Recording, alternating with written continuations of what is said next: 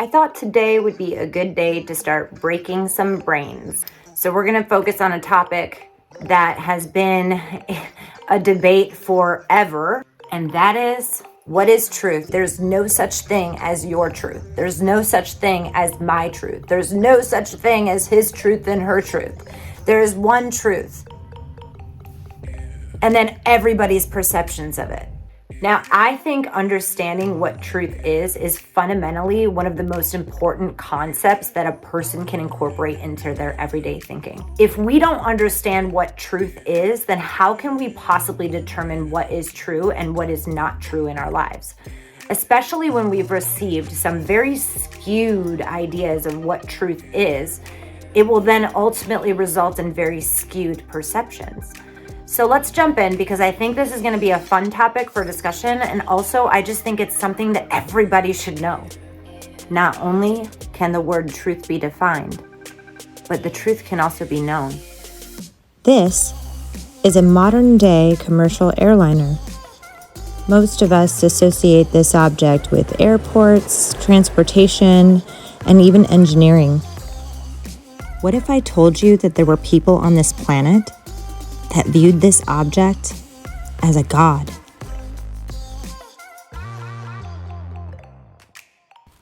These are the residents of a remote South Pacific island of Vanuatu called the John Frum tribe.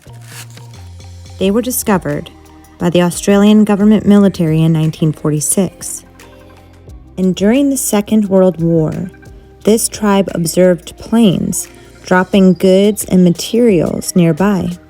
Now, there was a military officer who introduced himself to the tribe, and when he introduced himself, he included where he was from, which is a pretty common way for us to introduce ourselves.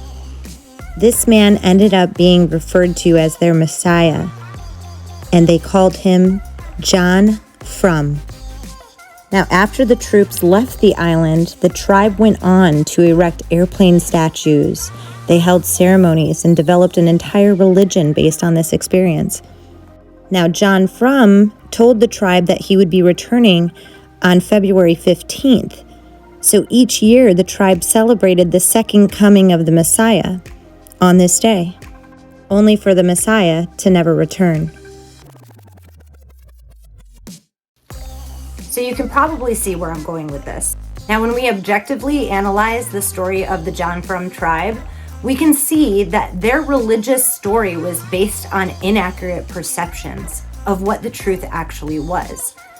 Now, if we were to add a millennia to that, over 40 authors to it, and a multitude of translations, you can see how that story would have gotten muddled over that period of time. Is it really that wrong to question if our own religious stories that have permeated throughout society for thousands of years are potentially inaccurate? And we also have to consider that perceptions of things back in ancient times were totally different than the perceptions that we have today. Back then, they didn't have the science acumen or technology or even terminology that we have today. So it would make sense that they would be able to witness an event, or an event could take place, and that their metaphorical depiction or perception of that said event could be very different than what it actually was. The problem is that today people see this event that took place and was recorded as literal instead of what actually happened. So let's actually evaluate the word truth by definition and start breaking that down, because I think it's very important that we see the way the word truth has been portrayed and sold to us by the people that are basically writing the books out here in the world. So let's look at the current definition of truth, and that is the quality or state of being true, that which is true or in accordance with fact or reality. A fact or belief that is accepted as true. I find it particularly odd that they were able to slip the word in belief in the same sentence with the word fact. And then if we look at the definition of the word belief, it's described as an acceptance that a statement is true or that something exists. Trust, faith or confidence in someone or something. Now here's the kicker. Let's look at the definition of faith. Strong belief in God or in doctrines of a religion based on spiritual apprehension rather than proof. So somehow, in some very illogical and convoluted way, they've equated truth and faith and belief. Do you see how unbelievably dangerous this could be? Now take a look at this image. The center object represents the truth, and the shadows you see on either wall represent perceptions of truth. So you can see that our perceptions of what is reality may sometimes only be a partial truth.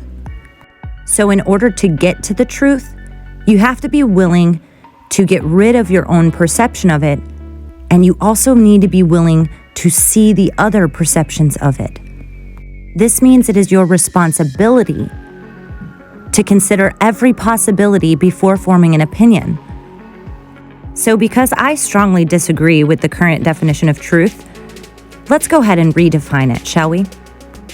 Truth is and can only be what is, or that which is.